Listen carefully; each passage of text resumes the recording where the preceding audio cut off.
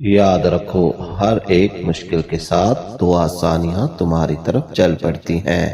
آئیے جانتے ہیں سورہ علم نشرح کے متعلق۔ سورہ اشرح یا علم نشرح مکی ہے، آیات 8، رکوع 1، ترتیب تلاوت 94، پارہ نمبر 30 میں ہے۔ سورت کا نام اس کی پہلی آیت علم نشرح لک صدرک سے لیا گیا ہے، جس کا مطلب ہے کہ ہم نے آپ کا سینہ کھول کر کشادہ نہیں کیا۔